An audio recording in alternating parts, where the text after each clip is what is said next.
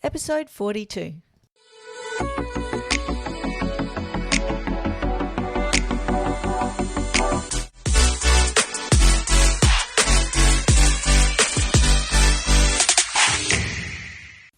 Welcome to the Unboxable podcast. I am Elena Turley, your host and founder of the Soul Mama Academy, which is a membership for women who are maybe a little overextended and ready to stop rushing around, join together and find the courage to power up and enjoy their life every day as they step closer to their greater purpose. Lael Stone is genuinely one of the women doing the most incredible work in the world at the moment with parents and children. I absolutely adore her. She is an educator, TedX speaker, author, mother, and parenting counsellor. She's been working with families for over 17 years. She's also currently founding a primary school, which we talk a little bit about. But you can also find her on Facebook, Instagram, under Lael Stone, Laelstone, and doing her own incredible podcast, the Aware Parenting Podcast, with almost 500,000 downloads. She must be doing something right. Here is my lovely friend, Lael Stone. Hello, Lael. Thanks for having me. Oh, I'm so excited. I'm happy to be here. Yeah, me too. I was just saying offline that I have a little bit of a professional lady crush on Lael, and I've been getting to know her stuff through podcasting and through various things. Lael, tell me a little bit about your background. Such a good question, isn't it? And you kind of go, how far back do we go? As far back as you like. Look, really, I guess with the work I do now, it's probably been the last 20 years of my work. So I started, I guess, working with families in birth nearly 20 years ago. So I worked as a childbirth educator. I was teaching calm birth. I was a doula, and then I started working in postnatal kind of trauma care with women that had traumatic birth experiences, or families really, and babies. I discovered aware parenting probably about 14 years ago, thanks to the birth of my third baby. And that opened up a whole other world for me around working with families who have had trauma, or helping families stay connected through working through feelings and emotions. And then that really led me onto understanding what I call our own imprints and the stories we carry from our own childhood, and how that turns up in parenting, and how we often need to work with that to help shift even our children's behaviour, but how we're responding. I also spent about 5 years teaching pleasure-based sex education to teenagers in secondary schools, which was amazing fun. I think for some people that sounds like their idea of hell, but it was just one of the best jobs ever, working with teens for a long time. And about 4 years ago now, I actually started building my own primary school. So we opened our school about a year and a bit ago. It's a primary school that is down here in Victoria, in just out of Geelong, in a place called Ceres. It's on a farm. We have lots of beautiful animals. We use a lot of nature and play-based learning.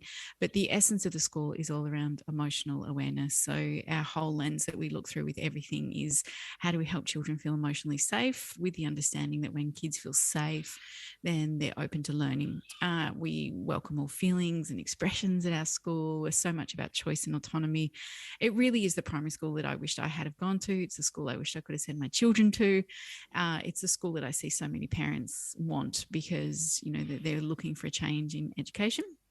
So there's kind of the things I've done, but more than that, I think the thing that overrides all of that is that I'm a mama to 3 beautiful big children. My son is almost 22, and then I have a nearly 19-year-old daughter and a 14-year-old daughter. And no matter what training or workshops or books or courses I've done, nothing compares to trying to raise your kids with awareness and consciousness. And they have been my biggest, most beautiful teachers.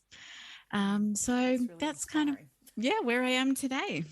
Amazing, Lael. So first of all, I'm just actually, as you're speaking, getting chills and thinking, how can I move closer to your school? Because that sounds unbelievable. Yes. I too am trained as an educator, and I too teach teens. So it's very interesting coming into that with an emotional awareness, and I actually do the best I can to bring that to my job, and it is an amazing thing what happens when you bring that into a classroom. I can only do it in my classes, Yes. not as a school-wide thing. So I Yes. absolutely applaud you for doing that. It's so needed. It's huge. Building our school's called Woodline Primary, and building Woodline it's one of the most challenging and extraordinary things I've ever done in my life. And I knew nothing about building school. Like, I'm not a formal teacher. Wow. And it came about really because one of my clients who I'd been working with for a few years, she had 6 children, and one of her children was studying prep, and she was like, I just hate the punitive aspects. I hate that they put his name on the board for moving or talking too much. And God, I wish there was a school that could be held with all the things that you've taught me. And she came back to me one day and said, what if we built a school? And I was like, I've got no idea how to build a school. But she had the financial means to back it and support it, and she said, why don't we just build the school that we know could exist? And so it took us nearly 3 years. I spent hours sitting on my couch writing policies, like having to learn from people who'd done it before. It's not an easy thing to do. It's very, very hard. There's a reason why not many people open schools, and it's because it's super challenging. But I think it just was meant to be. It kind of came through us. And, the first day that we opened the school, I think, was one of the proudest days of my life. I just cried the whole day. And we're still learning. Like, we've been open for a year and a bit now, and it's doubled in size, and it's growing. And it won't ever be huge because we really have small class sizes. And I think, like, just relating to what you're saying there, sometimes I really see that teachers can only do so much in a system that's very punitive, and that really isn't about choice and autonomy. So we were like, well, what if we flip it and actually change from the ground up, so that we don't do punishments and rewards, and we're always looking behind the behavior, and we focus mainly on connection, because connection helps to create cooperation, and all our team do a lot of their own self-processing work so that they can turn up and be the calm adults that we need to be for children. And we've just taken a whole different approach. It's still about educating our kids and helping them be numerate and literate and all that kind of stuff, but really we start with the emotional and the connection and the relationship first, and then the rest comes. Oh, look, that's just what you just said applies to more than just schooling. I mean, it's kind of the foundation of a lot of the work I've done too. I built communities of mothers in Bath and where I live now locally as well, in the thousands. And the main reason I do that is because, to me, connection is just the fabric of our existence, and it is so often overlooked in our culture. And so to hear that that's your driving force, that is the starting point, is just so heartening. I really am so happy for you guys and for the people that you are bringing into that reality with you. Thank you. Look, there were many times in the building of it that I was just like, I have no idea what I'm doing here, and this feels really hard. And yet I just thought, well, who am I not to do it? Who are my partner Mel and I not to create something and see what happens? And I could see the amount of interest we've had from the public. I get emails every week from people all overseas going, can you bring a woodline here? Or how do we build a school? Like, it just has reached so many people, because I think they're going, we want it to look different. We want it to be different for our children. And I just see that it's time to change. Absolutely. The way things have been done for a really long time. And as I'm sure you know in your work, it's time, the way we look after mums and families. It's time that we change our community and our support networks. It's time for that big fundamental systemic change to support families. 100%. And I feel like that big hole that when I heard you say that you worked with women and families who felt trauma following birth particularly, that's something that I feel is so under-recognised. It's such a key area of how the next generation comes into the world and experiences their first few years, or maybe even their first 20 years. And it's not something that I feel I hear a lot about in mainstream conversations, which surprises me, because statistically we have, the mental health statistics around postnatal health, and they're glaringly, and I did consider going into that, actually, funnily enough, as a way into the work that I do.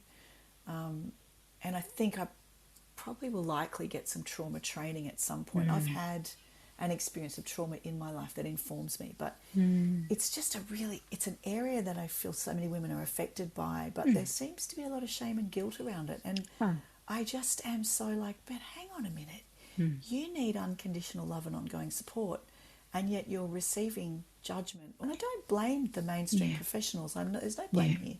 There's a Yeah. lack of resources for those people as well, right? 100%. Yeah. Yeah, but And yeah, understanding and yes, understanding yes, about what trauma is. And here's the thing that I guess I have found in all my years of working with families and trauma is it's often not just that event that the trauma is from. It's a cumulative effect of many traumas that have happened throughout our lives, 100%. which haven't been processed, that get stored in the body. And then we have this big experience, which is a physical experience. A lot of that trauma can be unlocked within that, and then we come out the other side feeling completely broken or not being able to cope, and then our symptoms become even louder and more heightened, and you can't band-aid it. You can't just put something on it and then make it go away. You have to journey through it. Yet we need the support and understanding and the information to be able to journey through it, so you can come out the other side and thrive, not just survive, but actually thrive. Absolutely. And if so, say someone's listening to this right now, Lael, where would Mm. be their starting point if they're feeling this is, light bulbs lighting up in them, Mm. and they're feeling a resonance with what you're saying? Where do Mm. they begin? Do you think? Well, look, I think with any trauma, but if we're talking more about birth for the moment, are you, I guess we're or talking about anything? trauma in early Yeah, parenthood. yeah. That's what I would say. Look, I think the first thing that I'm such a fan of is support. We all need listening, and the way that I look at trauma is on a few levels. One, the brain firstly has to understand the story, has to understand why they're feeling what happened or where they're at. So, if you have a traumatic birth experience where, you might have planned a beautiful natural birth and it ends up in a cesarean and, you felt powerless, all those kind of things, we have to often unpack the story as to how we got to where we are. And when the brain can begin to understand, oh yeah, that happened and then that happened. And then, these kind of things, we begin to start letting the body know, okay, that's the story that actually happened. But I think one of the big issues in our culture is that when trauma happens, we don't know how to navigate it in the moment. So if we're talking about birth, or we're talking even early parenting, just having a little person that you're meant to be responsible for. There is so much feelings of powerlessness when you become a parent. So you're feeling very out of control. That can activate traumas from when you were younger of feeling out of control or feeling powerless. There's so many things that often get activated within us because it all sits in our bodies if we don't move it. So I think the first piece is we firstly just have to understand the story. And sometimes understanding the story is by unpacking it with someone who understands trauma. So in the sense of birth, it could be doing a proper full birth debrief with someone who, is a postnatal counselor who understands the system and can understand birth. Perhaps if it is just about early parenting, it's talking to someone who has real experience with feelings and trauma and just that transition into parenthood and all the elements that go with that. So I think the first thing we do is we understand it. The second thing is we have to allow the feelings that are there to be felt and to be moved. And so this can sometimes be done with body work, but it also, and probably the main core work I do is about not turning away from the anxiety or not turning away from the panic, but actually turning towards it, feeling supported and safe enough, and then feeling the feelings that we couldn't afford to feel at the time. So we're very clever as humans, is that when something happens to us, we either fight, we run away, we freeze, we try and make it all okay, and we don't often complete the natural trauma process that our body's designed to do, which can look like shaking, it can look like laughing, it can look like crying, it can look like yelling. It's all about the elements where our body is trying to reset itself from the shock, the adrenaline, all the things that happen, and so often we don't allow it to complete. So we kind of stop it in its tracks and then it gets stored in the body. Sometimes it's not safe to feel it in the moment when something happens to us. Sometimes it's only after, when we go, okay, there's enough safety now. Now I can actually feel what I need to feel. But I think for me, the number one thing when it comes to helping to process any of our traumas or feelings is we need safety first. And what that safety is a safe person where we feel like we're not going to be judged, who can listen to us, who brings a sense of comfort and warmth, so that our nervous system can actually go, okay, it's okay for me to feel what I need to feel here. And I think it's really important to remember that as a culture and a society, we do not do well with feelings at all. The message that most of us received when we were little is to suck it up, is to not feel that way, is to distract yourself, is to band-aid it with something.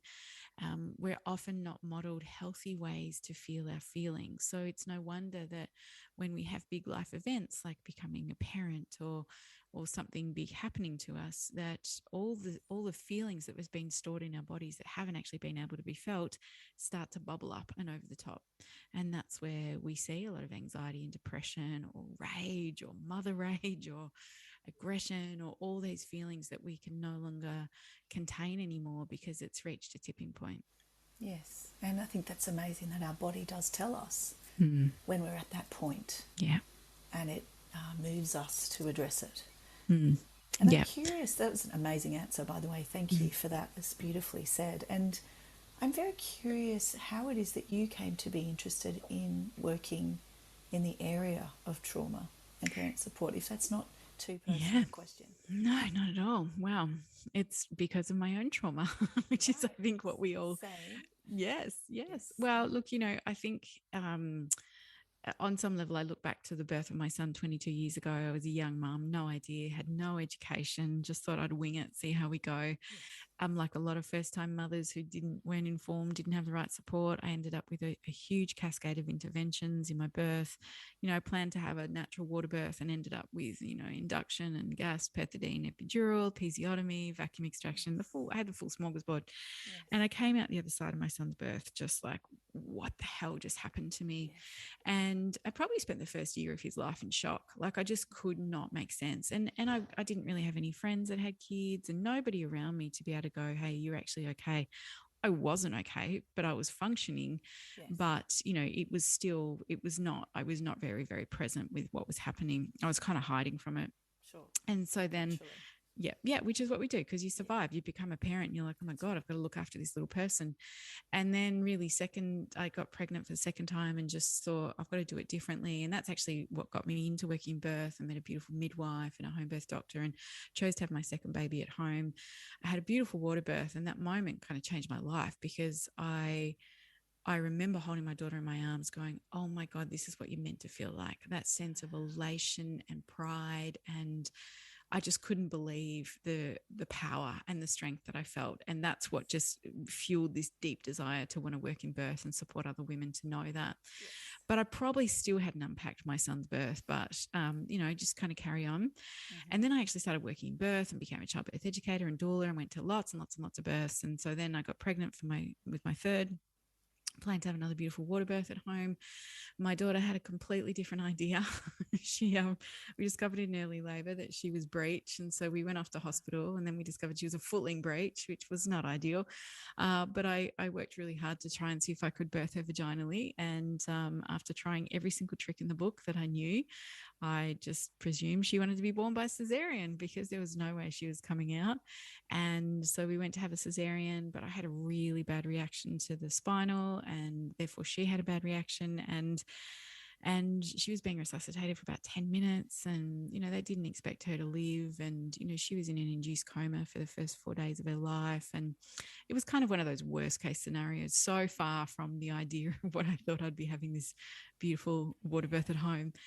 But I was guided to be in the right place, which was, I had a wonderful midwife and she knew early on we need to go to hospital and get support just in case. And, we did everything we needed to. And it really, I think it was right just at the end, whether I'd had enough, she'd had enough, who knows. Yes. Anyway, she came through the experience, much to everybody's surprise. The doctors were like, I've actually never seen a baby recover this way. But it really taught me a lot about trust and surrender. I remember the first day after she was born, I went and saw her and I remember just holding her hand and saying to her, I trust you to do whatever you need to do. If you need to go, then go. Of course, I want you to stay, but I trust your journey. Like, That's you do so what you need brave, to. Lael. Yeah, I feel like I had no other choice. It was like one of those moments where you think you know surrender, but surrender is really getting down on your knees and saying, I let go of all that is meant to be here. Yes. So it was one of the most defining, incredible moments of my life where it really taught me about deep trust and letting go. Anyway, she came through the experience. I came through the experience. When we finally got home, I knew enough about birth and trauma to know that we'd probably had a lot and that Yes. we were going to have to work through it. And Yeah. that's where I discovered the work of Dr. Alita Salter and Aware Parenting, which was really about helping not only my baby release the stress and trauma from her birth experience, but also helping me.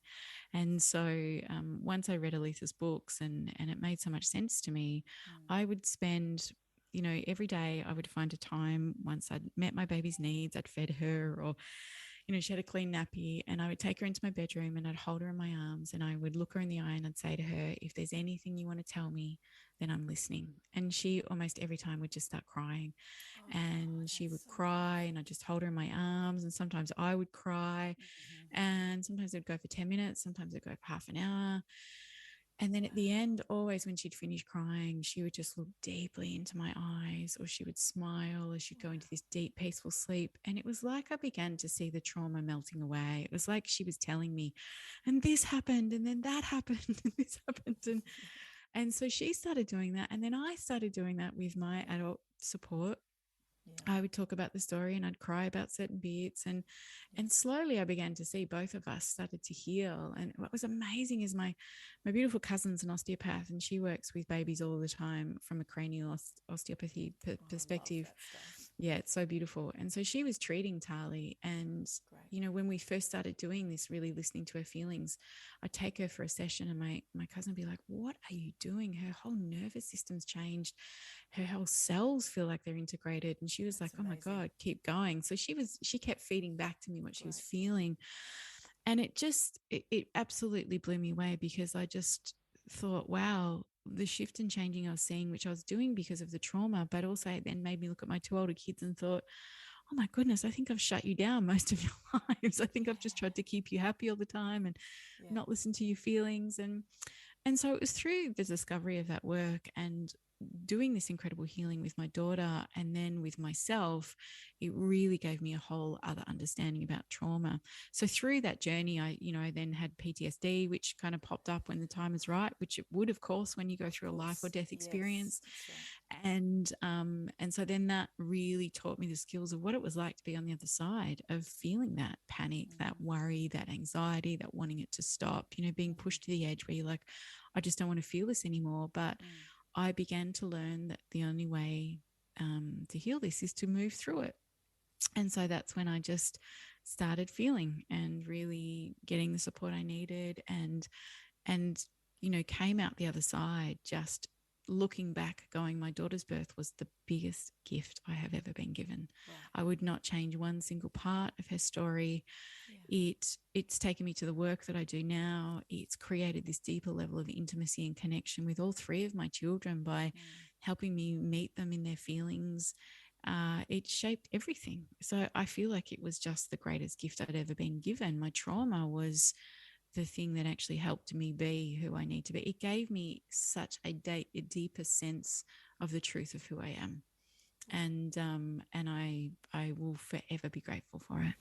That's fascinating. I talked about this very recently. Same thing, because it's a hard thing to explain. That's something that on the outset and on the appearance and on the face of it looks like such a tragic, adverse, difficult experience. However, if something like that forges you into a kind of a new understanding and a new, I guess it kind of cracks you open. And I think it takes a lot of courage to allow that to happen. It's huge. And in the Yeah. moment, you probably are not necessarily choosing courage. It's not like that. I don't think it's a conscious. I've had Mm. PTSD as well, and I think it's a hard thing to explain because it's an experience. It's an experiential thing. There's Mm. kind of not really words for it, No, and it doesn't make sense logically. no, it doesn't. And it's for a while there, I kept trying to do a new modality to fix what I was feeling. Like I'd try this thing and then I'd try that thing. And then I'd be like, why am I not fixed? Like, why do I still have these feelings? Yes. And it's not linear. Like you have to just roll with it. It takes time. And I think in the end, I just, whenever something would pop up, I just, instead of turning away from it and trying to distract myself out of it, I just lean in and go, okay, this part's here today. So let's feel this part. You know, I remember so clearly one time I had this image or something when it really dawned on me that when my baby opened her eyes for the first time, I was not the person she saw, right? It was a nurse, right? And I didn't get to hold her for the first time. And all those first things that we know are so important about bonding. Yes. And all those waves of feeling come up. And then I just had to cry about it and I had to feel it and I had to just let it move through me, and then it would ease. And so it was about leaning in and feeling. And, you know, one of the greatest things I had was my beautiful listening partner, which was a dear friend of mine. And in the beginning, when I realized I really had to work through this trauma, I said, is it okay if I just ring you and just say, I need to talk about this bit, and I just need to talk about it for 10 minutes and cry? And she'd go, yep. And I would say to her, I just don't want to explain anything else. I need to talk about this bit. And she'd go, absolutely. And so many times something would come up and I'd just call her and I'd go, can you listen to me talk about this again? She'd be like, yes.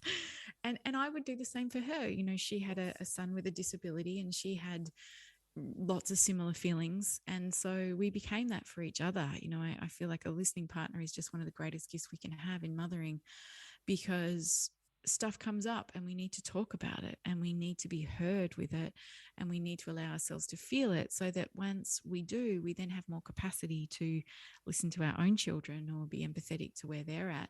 So that was one of the greatest things I did, was just send her a message and go, can I talk for 5 minutes? And she'd go, yep. And she'd pick up the phone and I'd be like, oh, this part's here again. And I'd just cry and she'd go, I know it's so hard and you're doing a good job and keep going. And I'd feel it. And then that was it, you know, and eventually over time and through talking and feeling and crying and lots of other beautiful things, it moved to a completely different place. Yeah, that's a remarkable story. And I heard this beautiful story during COVID where Simon Sinek, the leadership with empathy guy, yes, he talked about how during COVID he made a pact with his friends that they would not cry alone because they were living alone. You know? Oh, that's beautiful. Well, I don't know if he lives alone, but he said he made a pact with other friends of his generation who didn't necessarily have people in their homes with them. Yeah. And they did that all through COVID. Whenever they had a big feeling, they rang each other. Yeah, I love that. I love that. Made me cry when I heard it. I just thought, that's really the way that I am moved to be. Yeah. But it's not always possible in the structures that we have. And I also bring in similar awarenesses with the women I work with about you just got to be with other people. It's not really about a fix or a solution or advice, but that skill of holding space, you know, it's a real skill. Yes, it completely is. And I think it's important to remember that most of us were not modelled it at all. No. Most of us, when we were younger, when we had feelings, we were sent to our room, or we were told, don't worry about it, or we were, you know, we were ignored, or maybe you were even hit, you know, if you didn't, you're upset about something. So most of us did not have an emotional imprint around it's safe to feel what we're feeling. And I think a lot of the adults I work with are relearning how to do that now. And then, of course, we find it super challenging with our kids, you know, and it's why when our kids are upset or angry or frustrated, our default is to want to stop it, is to want to fix it, it's to want to make it go away, because it can often tap us into the deeper wounds within us that we were never listened to in that way. We were not able to go, I'm so mad about this. You know, we weren't allowed. And so that taps us into our own hurts and pains that we haven't felt. Absolutely. And I notice it in school as well with my children. Sometimes if my child has a big feeling at school, I've had teachers say things like, oh, he's a bit highly strung. Yeah. I'm like, what do you mean? Yeah. Has he had a feeling? Yeah. Are you for real? Yeah. Are we not past that yet? Yeah. Are we not just seeing that they're just responding to the environment? I just what's going on? Word. I just say, oh yeah, he's a deeply feeling child. Yeah. That's what I say. I wouldn't. Or he's emotionally in touch with how he feels. Yes, that's right. Well, it's crazy, isn't it? Because our system still expects children to walk in, sit down, do what they're no told and be feeling. good and not feel, be robots. Like that's what, and that's a good child. A good child is one who is compliant, who doesn't challenge anything and tries to please you. Like that's what our society and culture still thinks is an acceptably good child. Yeah. But that actually child grows up to be a deeply repressed adult who doesn't know how to speak their truth, or doesn't have good boundaries, or is unable to feel deeply because they're so conditioned to be a good boy or a good girl. Yeah, really disconnected. That's right. And it's really interesting working in this space and learning. I mean, I remember I had one session when I was going through some of my, I guess, my early stages of parenting as a single mother and recovering from addiction, self-medicating trauma, etc. And I remember going to see this amazing energy healer. She's actually now one of my dear friends. And I walked into her apartment and I burst into tears. And I said, "What's going on? I just got here. I don't even know you. You haven't even said anything to me. I'm so sorry." And she said, "No, don't be silly. Everybody does that. Everybody walks in here and bursts into tears because I've just completely charged this space as a space of unconditional love. And you're not used to it. Nobody's used to it. Yeah. So as soon as you walk in," and it was very funny, I was there another time at the end of a session, and she was about to be in like the Sydney Morning Herald, a mainstream newspaper, and they had sent a photographer to take her photo. And the photographer walked in, on a job, and same thing, burst into tears. And I said, "Oh, don't worry, I did the same thing when I got here for the first time." She was like, "What's happening?" And then she said, "Oh, don't worry, everybody does it." It's very interesting. And I think, I had to learn, like I had to experience that sense of safety in certain people to be able to then give that safety to others. Absolutely. So it's like a domino effect. 100%. And a lot of the work I do in parenting is around that, because parents come to me going, my children keep having tantrums, or they won't cooperate, or they're numbing out all the time, and what can I do with that? And one of the first pieces is, well, do we make it safe enough for them to feel what they're really feeling? And then how do we make it safe enough within our own bodies to then listen to them? And so what you're saying here is, we have to actually do the work on ourselves 100%. Often in order to be the parent we need to be. 100%. And if we want to raise our kids to be emotionally connected and aware, then we have to look back at our story first. We have to look back and go, well, what was I modeled around feelings and emotions? What was I modeled around trust? What was I modeled around anger? What was I modeled around boundaries? All these key elements that shape who we are. And was what I was modeled, does that serve me now? Am I still playing that out? Yes. And what do I need to do to change that story and that imprint and heal what is there for me? Because the more we do that, the more we do the work, then the less we are going to project onto our children. And that is a gift, because if we often project our unconscious stuff onto the kids, then our kids are like, I don't want to carry this. And they throw it back at us. Yeah. And that's what we label as defiant behavior, or, being uncooperative. Whereas really our kids are like going, can you please sort out your rubbish? It's not mine to carry. Switched on.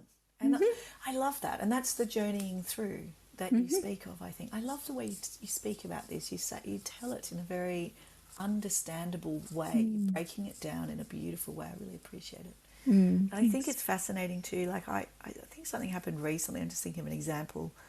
Something happened with maybe another parent at school, and I spoke very clearly around, they've got some stuff going on and I can sense it, and I'm not going to engage with that because I know it's not about me. And I said something like that to my husband, and he said, people don't think like that. Yeah. Most people don't think like that. They don't. Like, you can't expect other people to understand this stuff because you're unusual in that way. He said, I only know what you're talking about because you showed it to me. Yes. And he's now able to do that with our children. And beautiful. I must say, we're not always able to do this. And I think it's okay to recognise that there'll be moments where it falls down, where we're doing this in a very 100%. Imperfect way. And that's all part of the way that we change it intergenerationally. And we own up and we say, I'm sorry, I kind of didn't do that very well, to our kids. And we let them in and transparently share what it is that's going on, so they can understand and see the inner workings of the watch, if you like, like the clear watch face, and see the way it works. And I think that's how we also share how they might carry that on through future generations. And it's Oh, there is so intergenerational change. That's what we're talking about. yes, and there's so much magic in what you're talking about Yeah. because, well, firstly, there is no perfect parent. You can't, no matter what you do, your child is going to have story because they're human and they're meant to have story because Yeah. that's how they grow and they learn and they have to experience adversity Yeah. and they have to experience heartbreak and they have to experience all these elements because it's part of building this beautiful resilience within and also developing their own inner compassion and empathy for themselves and for others. So, no matter what we do, our kids are going to have stuff. And our job is to walk 100%. beside them and go, hey, that stuff is hard, but I am here and I believe in your ability to navigate this and I'm right beside you. Yeah. And so, on one level, that's what we're working to do. So we've got to let go of this perfect story. And I love what you said too. The repairing of when we do things wrong is such a beautiful teaching and gift to our children, because if they see that we go, hey, I'm wrong, man, sorry, can we do that over again? Or, then that again is modeling. That's how we do that. That's how we do empathy. That's how we do apologizing. That's how we repair situations. So you're so right. There's beauty in that as well, because we're modeling that to our children. So it is such a huge work in progress. And I think we, again, are so conditioned to get it right. And we're influenced by social media and the world going, this is what good looks like. This is what your house should look like. And this is what you should look like. And this is what your children should look like. And this is what subjects they should be studying. And it's just all this external story that means nothing because it's all about you and connecting and being real and doing your own work and then meeting your kids where they're at. That's what it's about. Totally. I love that. And I also just really feel that those things that we're talking about, when we do them on a daily basis, they form the foundation of the voice your child will hear when they become an adult. I mean, they become, so rather than, oh, she looks terrible today, I don't like that woman, what a cow. She's more likely, my daughter may be more likely to say, oh, that person's different to me and I wouldn't dress like that, but Yes. that's okay. It's a Yes. completely different paradigm. Yep. And I think that inner self-talk stuff that a lot of us grapple with, I know a lot of the women I work with, certainly I have it. There's a very self-critical voice in there. Oh, And huge. we are programmed, if you like, to be critical. Like that's how we're made. It's how we make our way in the world is we look for mistakes, problems, threats to our survival. It's kind of how we're made. So to change our relationship with that voice in our heads, to understand what it is and what it's for, and be able to have part of us that doesn't believe it, that doesn't give all of ourselves to it, that has another voice that is more compassionate, more gentle, more, I guess, self-forgiving and sort of self-believing, is a very interesting, like that is a really interesting thing to be able to do as a woman in our world, let alone a Yes. mother with a daughter or a son. Oh, I love what you're saying there because for me, compassion is always the answer. Because, what you said just so beautifully then is that we actually don't heal. We can't heal our past and our imprints unless we lean in with compassion. Because if we lean in with judgment, we are just continuing with this story of I'm wrong, I'm not enough. Whereas the reality is we're actually all enough. We were born enough. From the moment you were born, you're enough. But we then journey through life and society or relationships make us believe the opposite. And I guess coming back to being a conscious parent is actually the deep inner knowing that you are enough just the way you are. And it comes through compassion because, if we've had that beautiful negative voice in our head, which so many people have, and that is the loudest voice there, when we start to go, actually, I'm not going to let myself talk crap about myself. I'm going to stop it right there. Or I'm actually, yep, that was not one of my finest parenting moments. But instead of berating myself or feeling guilty, I'm going to put my hand on my heart. I'm going to take a deep breath and go, today was a hard day. And I'm going to be kind to myself and compassionate. And that's when we start the healing and the shifting. That's like But a we are point of power. yes, we are so, so good at making ourselves wrong. And then here's what happens when we have that internal inner dialogue that is negative, whether we like it or not, we then project that onto our kids. And that's what our kids feel, right? And then that's where our kids will often go, I'm not very good at this, or I'm that, or I'm that. And even if we're like, I've never even said that to you, but because we're feeling it and we're carrying it, that's what our kids are constantly watching us. They're like, well, how does the world work? Oh, this is what relationships look like. Oh, this is what you do with anger. Oh, this is what you do with self-deprecation. This is so, our children are just constantly watching us, and that's, no pressure.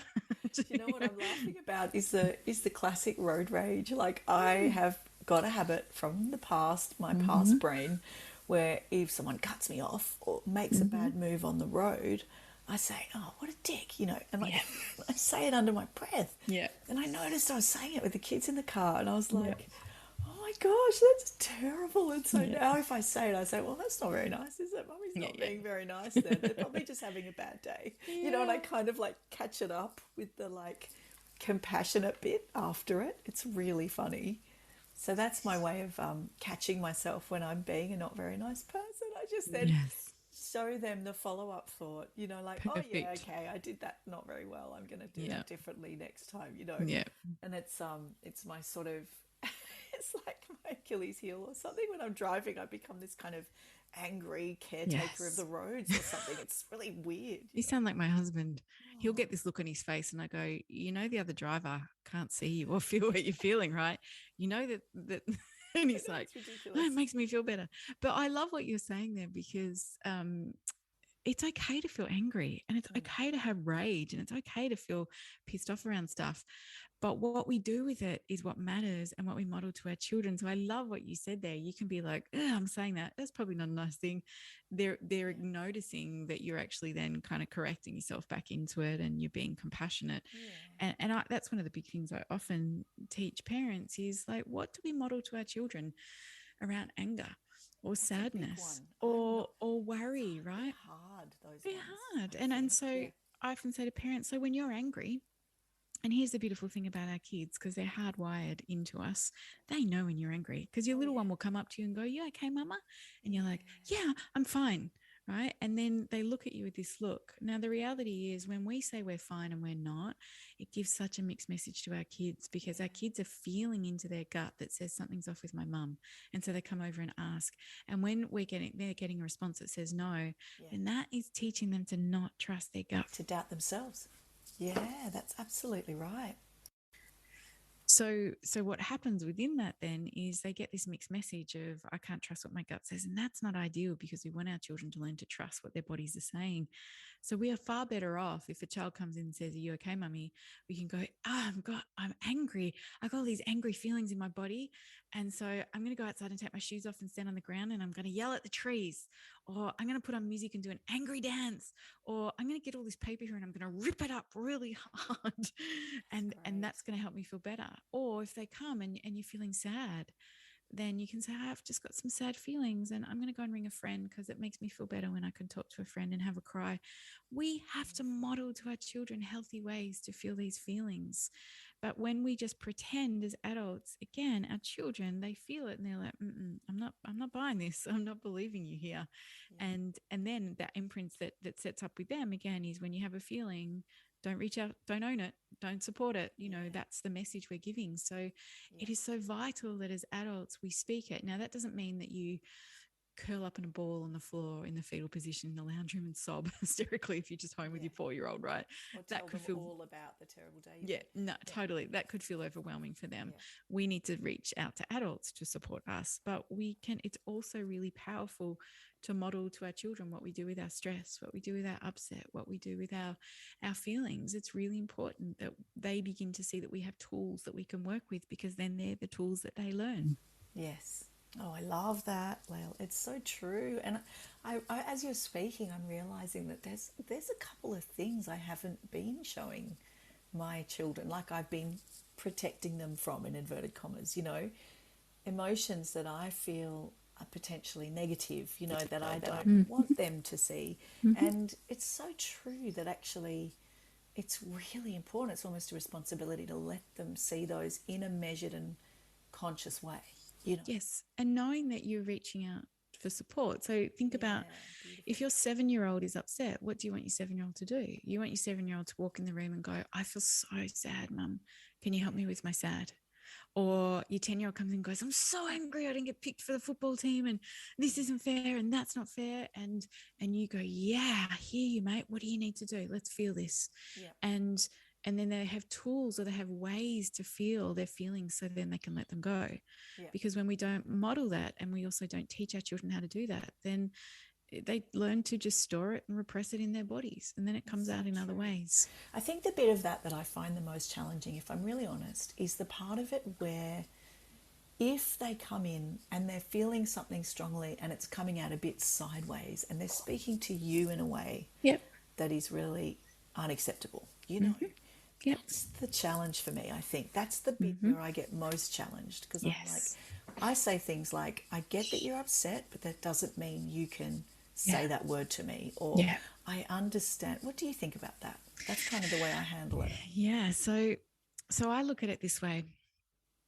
I explain it simply in the sense that kids and adults, we're either what we call in balance or out of balance. So when we're in balance, we're singing as we're, happily doing our thing, and we're talking all cutesy to the dog, or, one of your kids walks in and wants to play with his sibling and they're playing beautifully and you ask them to set the table for dinner and they do it happily. And that's when you see your child's in balance, they're feeling good. Yeah. But when they walk into the room and they start picking a fight with their brother, or you ask them to take the rubbish out and they're like, why do I have to do everything? And they come back to you with all these big feelings, then that's a sign that they're out of balance. And I love to explain it like this. It's like they're standing there waving a red flag going, something's going on for me. I'm not feeling good, but I don't actually know how to deal with it. And it is our job as the adult to be the anchor, is to look behind the behavior and go, oh, there's something up here. Yeah. So I think a very helpful thing for our brains to understand is this: no child wants to be mean to you, to someone else, to the dog. They don't want to speak harshly to you. They don't want to call you an effing idiot. They are doing it because they're out of balance. There's something brewing in their bodies. They've got pain there. They're hurting. There's worry. There's a whole lot of stuff that's brewing, and they're trying to find a way to release it. So kids bring their big feelings to the safest place, which is usually us, or hopefully us. So when your child walks in and goes, you're the worst mum in the world and I can't believe you're doing that, then how I respond is by kind of tilting my head to the side and go, whew, you sound like you got something going on there, mate. Tell me more. So I often don't make them wrong for what they're saying, because I actually know they don't like talking to you in that way.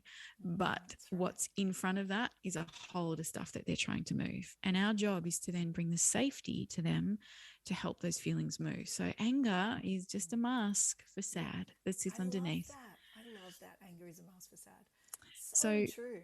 Yeah. So in those moments, you can lean in and go, and say what you see. I can see you're really mad, mate, and you're using some big words here. You know what? I love you. Even if you're saying you hate me right in this moment, I'm right here. Come on. Yep. Nice. Let's move this. Let's go.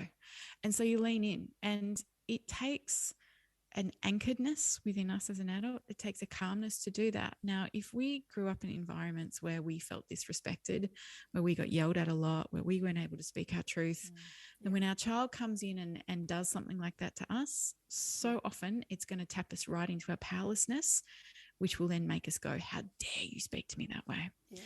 And then straight away, it's our kind of, inner 6-year-old having a battle with your 6-year-old here. And we've lost kind of our adult peace because we're tapped into our own wounds and feelings.